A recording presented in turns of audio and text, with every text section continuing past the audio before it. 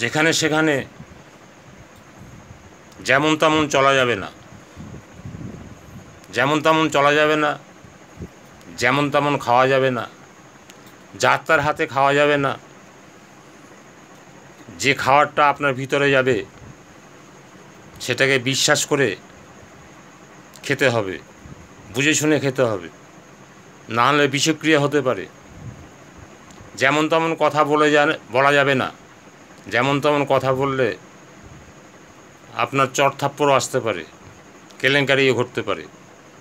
তাই খাদ্য খাওয়ার এবং চলাফেরা কথাবার্তা এর শালীনতা থাকতে হবে।